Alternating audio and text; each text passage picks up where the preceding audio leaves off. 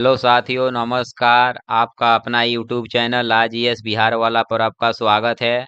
आइए हम लोग जो प्रैक्टिस सेट शुरू किए हुए थे बीपीएससी 17वीं का, उसका हम लोग इसमें 4 सेट पहले हो चुका है। उसको हम लोग 5वीं सेट शुरू किए थे 5वीं में। उसके बाद में भारतीय राज्य व्यवस्था, जिसमें कि 100 क्वेश्चन हम लोग देख चुके हैं। उसमें से 50 क्वेश्चन और बचा हुआ है, तो आज इसको हम लोग देखते हैं। तो आइए हम लोग देर न करते हुए हम लोग सीधा क्वेश्चन पर आते हैं।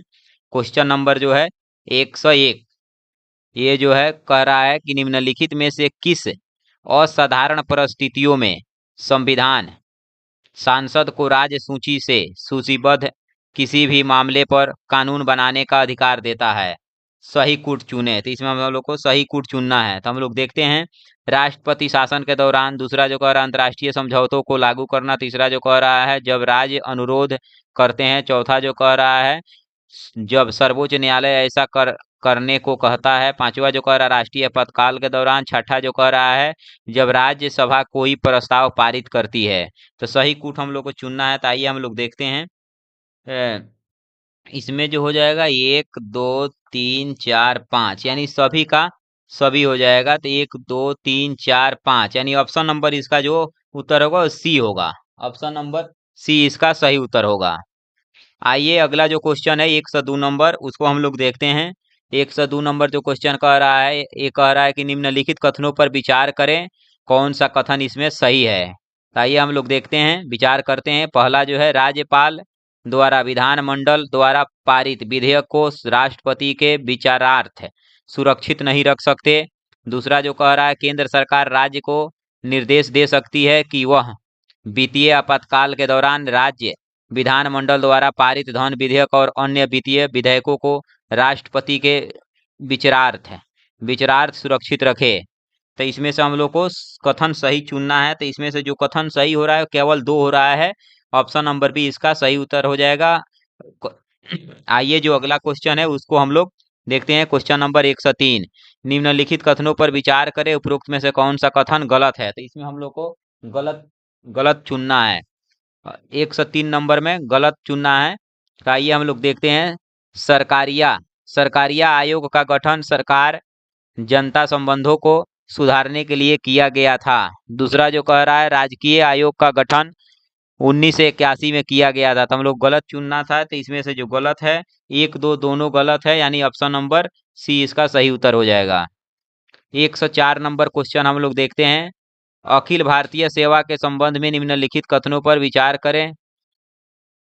विचार करें इसमें कौन सा सही है। तो हम लोग देखते हैं। पहला जो कह रहा है अनुच्छेद 212 अखिल भारतीय सेवा से संबंधित है। दूसरा जो कह रहा है संविधान संसद को राज्यसभा के प्रस्ताव के आधार पर नई अखिल भारतीय सेवाएं बनाने का अधिकार देता है। तो हम लोग को इसमें से सही चुनना है।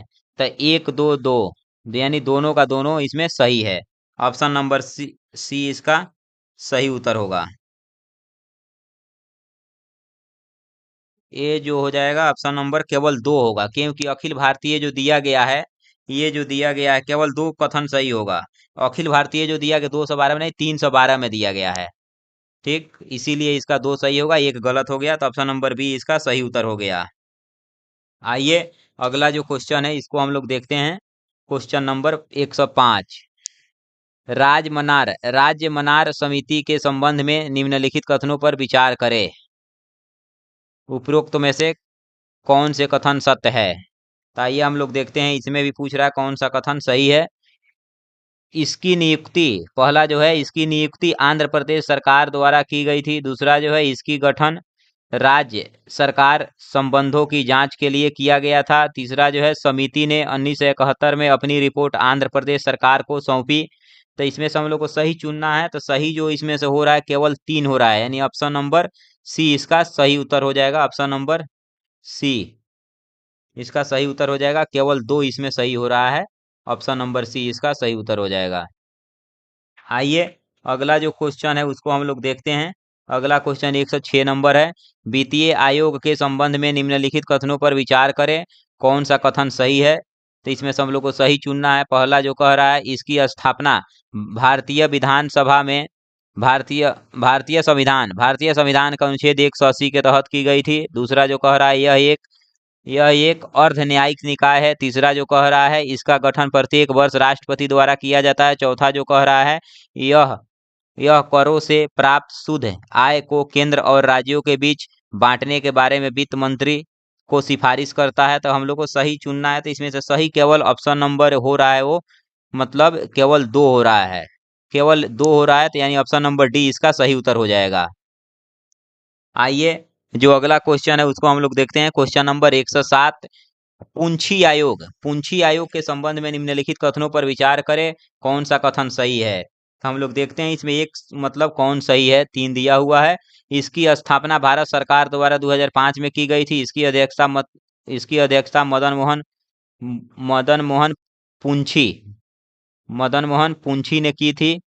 तीसरा जो कह रहा है इसके लिए अंतर्राज्यीय संबंधों के मुद्दों पर गैर गैर करना आवश्यक था। तो इसमें जो सही है वो सिर्फ मतलब 2 सही है, तो ऑप्शन नंबर बी इसका सही उत्तर हो जाएगा। सिर्फ 2 सही है, ऑप्शन नंबर बी इसका उत्तर हो जाएगा।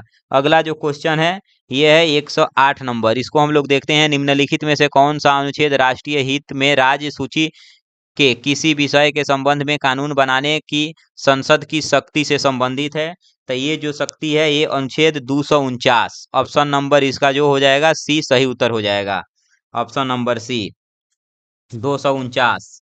अब ये भी देख लेते हैं जो ऑप्शन में दिया गया है, इसको भी हम लोग देख लेते हैं। 246 ए दिया गया है, ये है वस्तु एवं सेवा कर के संबंध से विशेष प्रावधान। केवल 246 रहेगा, वो हो जाएगा संसद और राज्य विधानमंडलों द्वारा बनाए गए कानून के विषय वस्तु। 248 दिया गया है, इस अनुच्छेद में ये बताया गया है कि विधान बनाने की अवशिष्ट शक्तियां। 252 दिया गया है, इसमें बताया गया है 2 या अधिक राज्यों के लिए सहमति से कानून बनाने और ऐसे कानून को अपनाने की शक्ति। तो आइए जो अगला क्वेश्चन है उसको हम लोग देखते हैं। क्वेश्चन नंबर 109, मिलान करना है। तो आइए हम लोग मिलान करते हैं, देखते हैं इसमें कौन सा सही है, मिलान करते हैं। अनुच्छेद 253 जो कह रहा है ये हो जाएगा 253 का अंतर्राष्ट्रीय समझौतों के प्रभावी बनाने के लिए, अंतर्राष्ट्रीय समझौतों को प्रभावी बनाने के लिए। दूसरा जो कह रहा है 262 जो कह रहा है ये हो जाएगा आपका, ये इसका जो उत्तर हो जाएगा 262 का हो जाएगा इसका आपका अंतर्राज्यीय नदियों के जल एवं संबंधित विवादों का न्याय निर्णय, यानी ऑप्शन बी का 3 हो जाएगा। अनुच्छेद 363 का हो जाएगा 1, यानी अंतर्राज्यीय परिषद से संबंधित प्रावधान। तो यानी ऑप्शन नंबर जो हो गया इसमें, ऑप्शन नंबर हो जाएगा आपका डी सही उत्तर हो जाएगा। ऑप्शन नंबर डी इसका सही उत्तर हो जाएगा। आइए अगला जो क्वेश्चन है उसको हम लोग देखते हैं। क्वेश्चन नंबर 110 कह रहा है कि वस्तु एवं सेवा कर परिषद के संबंध में निम्नलिखित कथनों पर विचार करें, कौन सा कथन सही है। तो इसमें से हम लोग को देखते हैं कौन कथन सही है। वर्ष 2016 के 101वें संशोधन अधिनियम द्वारा वस्तु एवं सेवा कर परिषद की स्थापना का प्रावधान किया गया। दूसरा जो है अनुच्छेद 279 ए राष्ट्रपति को जीएसटी परिषद गठित करने का अधिकार देता है। तीसरा जो कह रहा है यह परिषद केंद्र और राज्यों का संयुक्त मंच है। यानी इसमें से तीनों का तीनों सही है, यानी उपरोक्त सभी सही है। आंसर ऑप्शन नंबर डी का डी सही उत्तर होगा। आइए अगला जो क्वेश्चन है 111, इसको हम लोग देखते हैं। किस आयोग की सिफारिश पर बीपी सिंह के नेतृत्व वाली जनता दल सरकार ने 1990 में अंतर्राज्यीय परिषद की स्थापना की थी। तो ये जो सरकार है ये सरकारिया आयोग है। इसी के कहने पर 1990 में अंतर्राज्यीय परिषद की स्थापना की गई थी। आइए अगला जो क्वेश्चन है उसको हम लोग देखते हैं। 112 नंबर क्वेश्चन क्या कह रहा है, ये कह रहा है कि पूर्वी क्षेत्रीय परिषद में निम्नलिखित में से कौन से राज्य शामिल हैं। तो ये जो राज्य शामिल है पूर्वी क्षेत्रीय परिषद में बिहार शामिल है। दूसरा जो शामिल है झारखंड शामिल है। तीसरा जो है पश्चिम बंगाल है, उड़ीसा है। तो यानी ऑप्शन नंबर ए हमारा सही उत्तर हो जाएगा। आइए अगला जो क्वेश्चन है 113 नंबर, इसको हम लोग देखते हैं। 113 कह रहा है क्षेत्रीय परिषदों के संबंध में निम्नलिखित कथनों पर विचार करें, कौन सा कथन सत्य है। तो इसमें हम लोग को सही पहचान करना है। तो आइए हम लोग देखते हैं। क्षेत्रीय परिषद संवैधानिक निकाय है नहीं, इसकी स्थापना राज्य पुनर्गठन अभियान अधिनियम 1958 द्वारा की गई थी। न तो एक सही है न तो दो सही है, अब यानी ऑप्शन नंबर डी इसका सही उत्तर हो जाएगा। आइए अगला जो क्वेश्चन है 114 नंबर, उसको हम लोग देखते हैं। 114 नंबर क्वेश्चन कह रहा है कि अनुच्छेद 352 में राष्ट्रीय आपातकाल के बारे में बताया गया है। तो इसी के बारे में हम लोग देखना है। अनुच्छेद 352 के संबंध में निम्नलिखित कथनों पर विचार करें, कौन सा कथन सही है। तो हम लोग को सही पहचान करना है। देखते हैं हम लोग। ये कह रहा है 1976, पहला जो 1976 में 42वें संविधान संशोधन द्वारा मूल वाक्यांश आंतरिक अशांति के स्थान पर सशस्त्र विद्रोह वाक्यांश जोड़ा गया। दूसरा जो कह रहा है जब तक राष्ट्रीय आपातकाल का घोषणा लागू है, राष्ट्रपति केंद्र और राज्य के बीच राजस्व के संवैधानिक वितरण को संशोधित नहीं कर सकते। तीसरा जो कह रहा है इसे केवल राष्ट्रपति द्वारा ही निरस्त किया जा सकता है। चौथा जो कह रहा है ये चौथा जो कह रहा है आपातकाल के दौरान संसद राज्य सूची में सूचीबद्ध विषयों पर कानून नहीं बना सकती है। तो इनमें से हमारा जो आंसर आएगा ये हो जाएगा, इनमें से कोई भी मतलब क्या है, सही नहीं है, सभी का सभी असत्य है। तो ऑप्शन नंबर इसका डी सही उत्तर हो जाएगा। सभी कथन असत्य दिया, इसीलिए हमारा ऑप्शन डी सही उत्तर हो गया। आइए अगला जो क्वेश्चन है उसको हम लोग देखते हैं। 115 नंबर क्वेश्चन कह रहा है कि कावेरी जल विवाद न्यायाधिकरण का गठन भारत सरकार द्वारा निम्नलिखित में से किस राज्य के जल विवाद पर निर्णय लेने के लिए किया गया था। तो ये जो निर्णय लिया गया था कि कर्नाटक, केरल, तमिलनाडु और पुडुचेरी, यानी ऑप्शन नंबर इसका ये सही उत्तर हो जाएगा। आइए जो अगला क्वेश्चन है 116 नंबर, उसको हम लोग देखते हैं। निम्नलिखित कथनों पर विचार करें, उपरोक्त कथनों में से कौन सा कथन गलत है, यानी कौन सा कथन इसमें गलत दिया गया है। तो 116 का जो हम लोग को गलत पहचान करना है। पहला जो कह रहा है आपातकालीन प्रावधान संविधान के भाग ये हो जाएगा आपका संविधान का भाग ये, इसको हम लोग देखते हैं। आपातकालीन प्रावधान संविधान के भाग 18 में निहित है। दूसरा जो कह रहा है आपातकाल के दौरान केंद्र सरकार बहुत कमजोर हो जाती है और राज्य पूरी तरह से केंद्र के नियंत्रण में आ जाते हैं। तीसरा जो कह रहा है आपातकाल के दौरान केंद्र सरकार बहुत कमजोर हो जाती है और राज्य सर्वोच्च न्यायालय के पूर्ण नियंत्रण में आ जाते हैं। तो इसमें हम लोग को गलत चुनना था। तो गलत जो इसमें है ये है, केवल 2 और 3 गलत है। इसमें ऑप्शन नंबर सी इसका सही उत्तर हो जाएगा। आइए जो अगला क्वेश्चन है 117 नंबर, उसको हम लोग देखते हैं। मिलान करना है 117 में, इसको हम लोग देखते हैं। आइए ये जो कह रहा है अनुच्छेद 352 का जो बात है ये हो जाएगा बाह्य युद्ध, आक्रमण या सशस्त्र विद्रोह के कारण आपातकाल, ये हो जाएगा 1 का 3। दूसरा जो कह रहा है अनुच्छेद 356 का जो हो जाएगा ये हो जाएगा संवैधानिक तंत्र की विफलता के कारण, संवैधानिक तंत्र के विफलता के कारण। बच गया 360, तो वित्तीय आपातकाल हो जाएगा। तो ऑप्शन नंबर जो मिल रहा है हमारा बी मिल रहा है, ऑप्शन नंबर बी इसका सही उत्तर हो जाएगा। अगला जो क्वेश्चन है 118 नंबर, इसको हम लोग देखते हैं। अनुच्छेद 356 के संबंध में निम्नलिखित कथनों पर विचार करें, कौन सा कथन सत्य है। तो इसमें हम लोग को सत्य पहचानना है। तो आइए हम लोग देखते हैं कौन सही है। पंजाब, पहला जो कह रहा है पंजाब में पहली बार राष्ट्रपति शासन 1956 में लगाया गया था। दूसरा जो कह रहा है इसका नागरिकों के मौलिक अधिकारों पर कोई प्रभाव नहीं पड़ता है। तीसरा जो कह रहा है लोकसभा इसके निरसन हेतु प्रस्ताव पारित कर सकती है।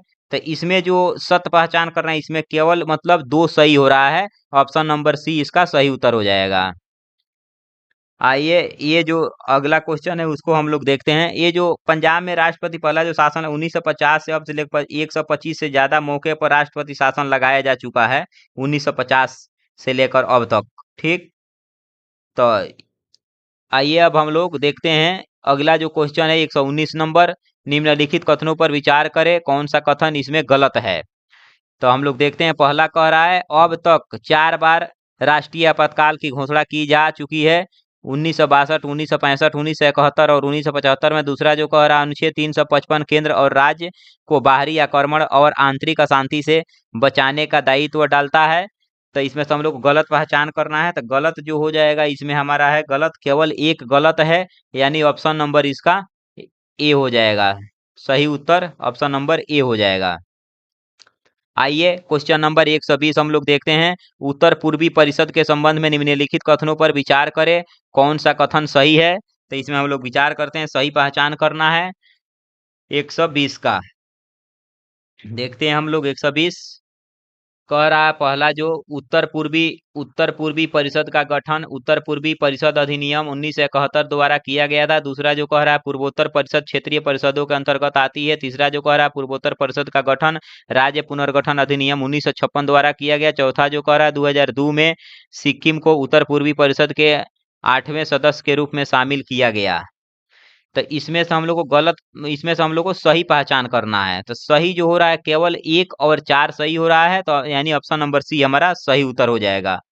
ठीक, 121 नंबर हम लोग क्वेश्चन देखते हैं। निम्न कथनों पर विचार करें, कौन सा कथन इसमें असत्य है, यानी गलत की पहचान करना है। इसमें भी हम लोग देखते हैं 1 से 21 का जो पहला कह रहा है, दुनिया का पहला परमाणु ऊर्जा शिखर सम्मेलन का आयोजन केवल अंतर्राष्ट्रीय परमाणु ऊर्जा एजेंसी द्वारा किया जाता है।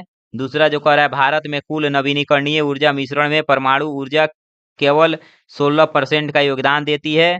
तो इसमें से जो हमारा गलत है, 1 2 दोनों गलत है, यानी ऑप्शन नंबर सी इसका सही उत्तर हो जाएगा। अगला जो क्वेश्चन है 122 नंबर, इसको हम लोग देखते हैं। भारत रोजगार रिपोर्ट 2024 के संबंध में निम्न कथनों पर विचार करें, कौन सा कथन सही है। तो इसमें से हम लोग को सही पहचान करना है 122 का।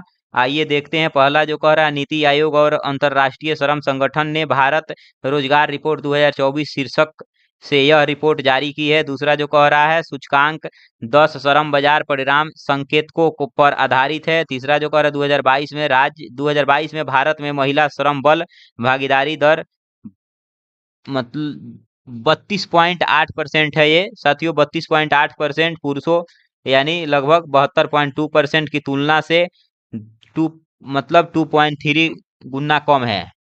यानी इसमें जो हो जाएगा हमारा जो यानी 23 गुना कम है। यहाँ पर ये पॉइंट भी है, 2.3 मतलब है 23 नहीं है, 2.3 इसको पढ़िएगा, 2.3 गुना कम है। तो इसका जो उत्तर हो जाएगा केवल 1 है। ठीक, यानी ऑप्शन नंबर ए इसका सही उत्तर ऑप्शन नंबर ए हो जाएगा। आइए अगला जो क्वेश्चन है 123 नंबर, इसको हम लोग देखते हैं।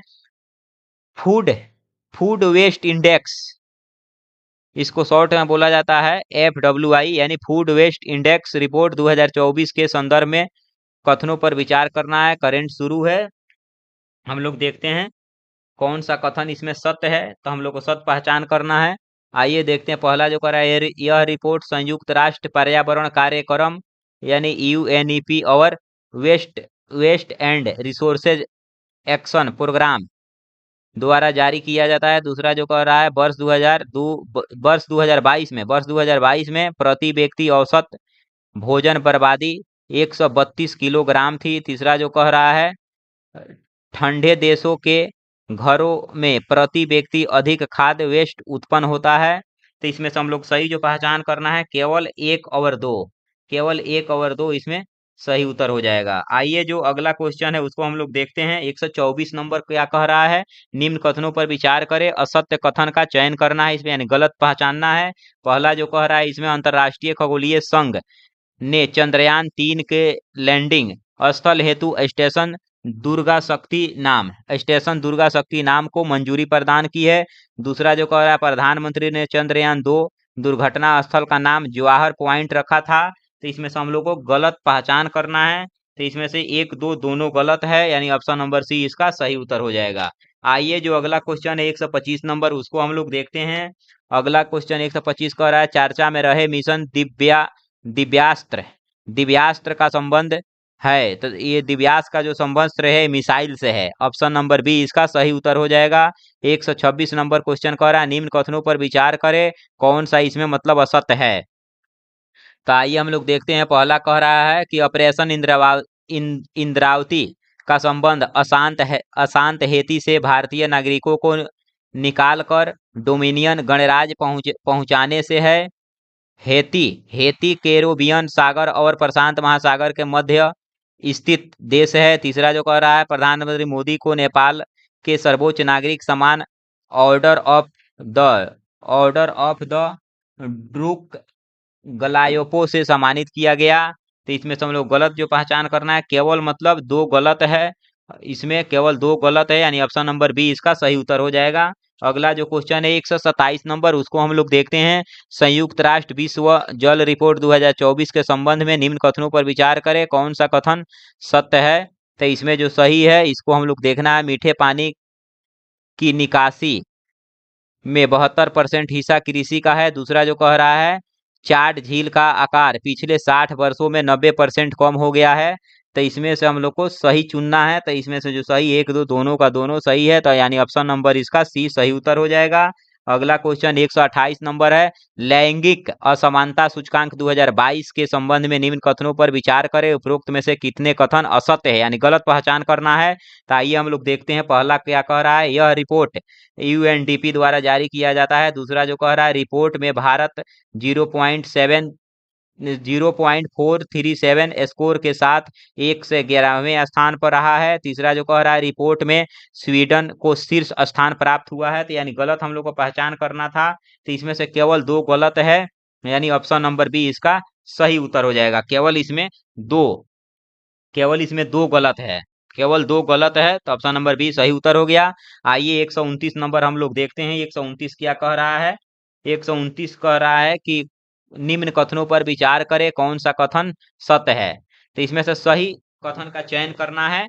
देखते हैं हम लोग। पहला जो है इसमें भारतीय भारतीय प्रधानमंत्री ने अरुणाचल प्रदेश में सेला सुरंग का उद्घाटन किया। दूसरा जो कह रहा है सेला सुरंग का निर्माण नेहाई NANHI नेहाई द्वारा किया जाता है। तीसरा जो कह रहा है यह तेजपुर से तवांग को जोड़ती है। चौथा जो कह रहा है यह दुनिया का सबसे लंबी सिंगल लेन सुरंग है। तो यानी इसमें से जो हमारा सही है, सही का चयन करना है। तो केवल 1 और 3 सही हो रहा है। इसके हिसाब से हमारा ऑप्शन नंबर सी सही उत्तर हो गया। अगला जो क्वेश्चन है 130 नंबर, इसको हम लोग देखते हैं। निम्न कथनों पर विचार करें, कौन सा कथन सही है। तो मतलब सत्य का चयन करना है। पहला जो कह रहा है नमस्ते योजना सामाजिक न्याय और अधिकारिता मंत्रालय तथा आवास और शहरी मामलों के मंत्रालय द्वारा शुरू की गई पहल है। दूसरा जो कह रहा है नमस्ते योजना के तहत मुख्यतः सफाई कर्मचारी को लक्षित किया गया है। तो इसमें से जो सही होगा वो केवल ये जो हमारा सही होगा ये हो जाएगा 1 और 2 दोनों का दोनों सही है, यानी ऑप्शन नंबर इसका सी सही उत्तर हो गया। अगला जो क्वेश्चन है वो 1 से 31 है। निम्न कथनों पर विचार करें, कौन सा कथन सही है। तो आइए हम लोग देखते हैं। पहला कह रहा है स्वीट स्वीट संगठन आई क्यूएर की विश्व वायु गुणवत्ता रिपोर्ट 2023 के अनुसार भारत दूसरे सबसे प्रदूषित देश है। दूसरा जो कह रहा है ढाका को लगातार चौथे साल विश्व की सबसे प्रदूषित राजधानी घोषित किया गया है। तीसरा जो कह रहा है बिहार के पटना को दुनिया के सबसे प्रदूषित महानगरीय क्षेत्र के रूप में मान्यता दी गई है। तो इसमें जो हमारा सही उत्तर हो जाएगा, ये सभी कथन का क्या है, असत्य है। कोई इसमें कथन सही नहीं है, तीनों का तीनों गलत है। तो इसके हिसाब से ऑप्शन नंबर डी सही उत्तर हो गया। चर्चा में 132 नंबर क्वेश्चन है। चर्चा में रहे SAKHI सखी ऐप का निर्माण विस्तार है। तो यानी इसका फुल फॉर्म बताना है। तो इसका फुल फॉर्म जो हो जाएगा 132 का space based ascent and the knowledge hub for central interaction, ये भी नहीं है। दूसरा स्पेस बर्न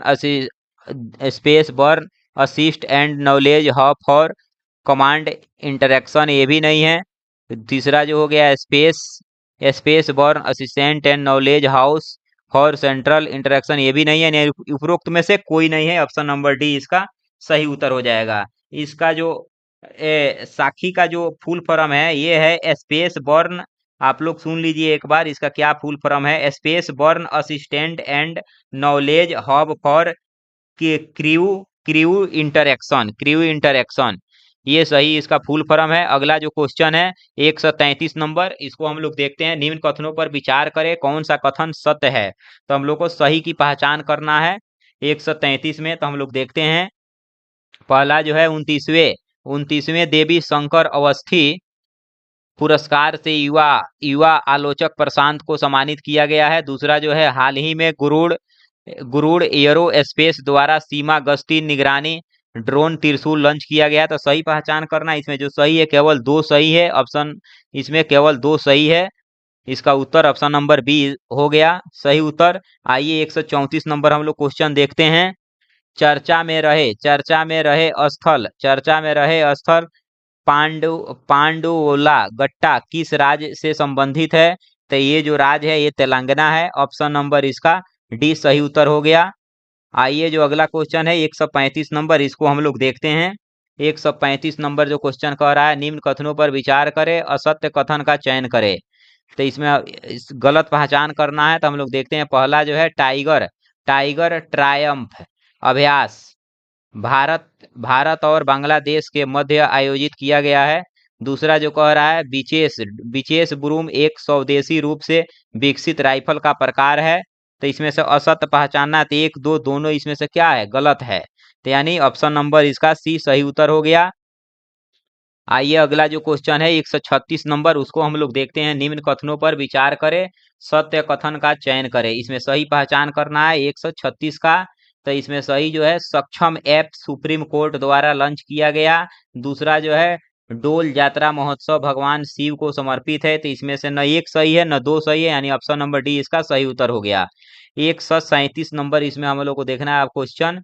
निम्न कथनों पर विचार करें, सत्य का चयन करना है इसमें से 137 में। तो आइए हम लोग देखते हैं। हाल ही में नागालैंड ने रिगनाई पचरो को जीआई टैग से सम्मानित किया गया। दूसरा जो है एक पंजीकृत जीआई टैग 10 वर्ष हेतु वैध होता है। तो इसमें से जो हमारा सही उत्तर है, केवल दो सही उत्तर है, यानी ऑप्शन नंबर बी इसका सही उत्तर हो गया। अगला जो क्वेश्चन है 138, इसको हम लोग देखते हैं। निम्न कथनों पर विचार करें, सत्य कथन का चयन करें। 138 का सही पहचान करना है। आइए हम लोग देखते हैं।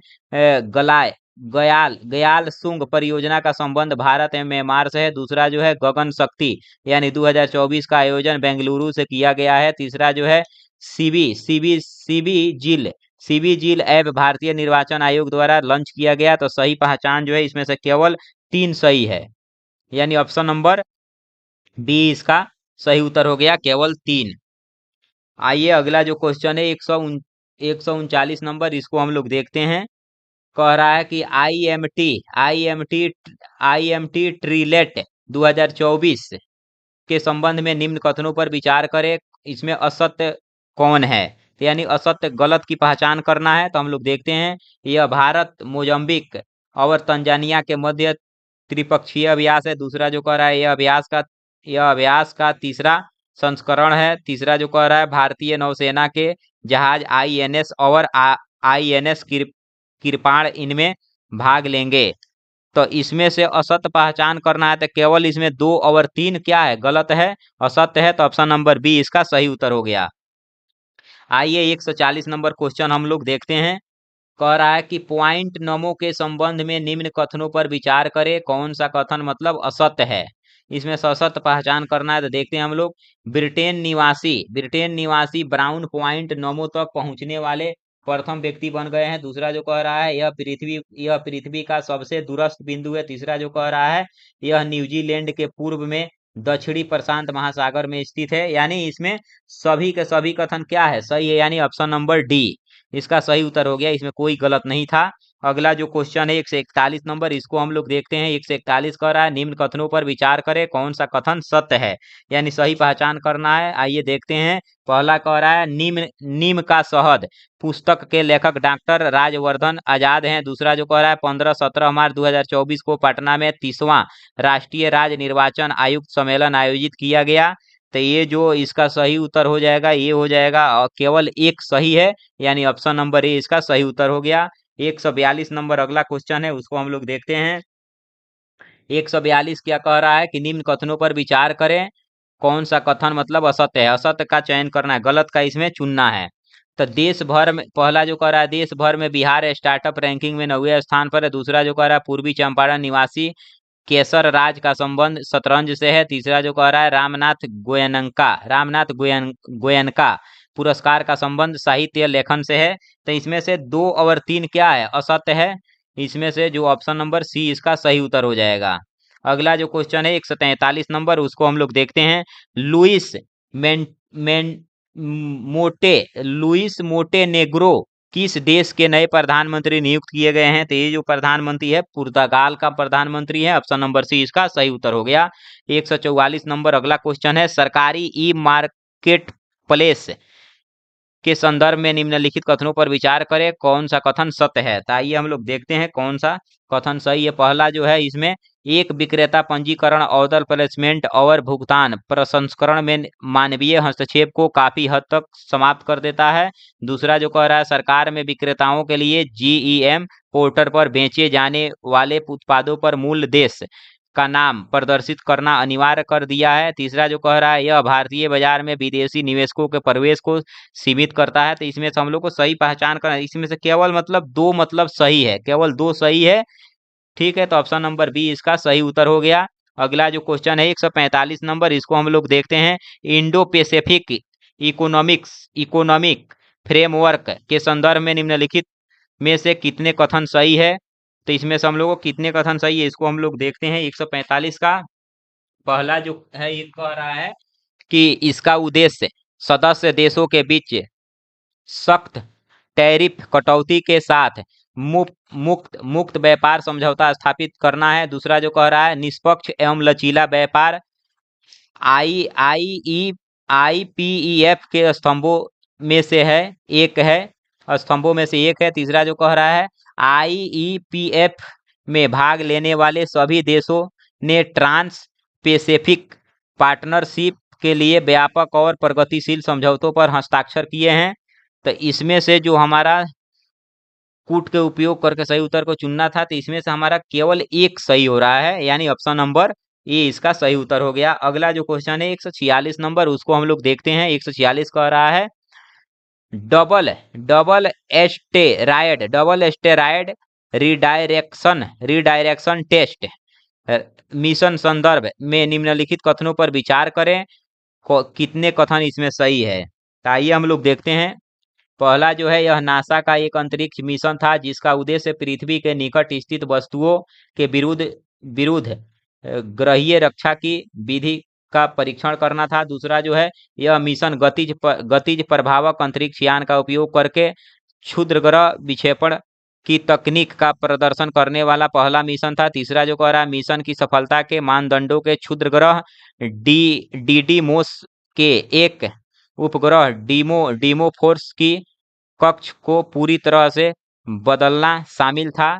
तो इसमें से जो सही है, केवल दो कथन सही है, ऑप्शन नंबर बी इसका सही उत्तर हो गया।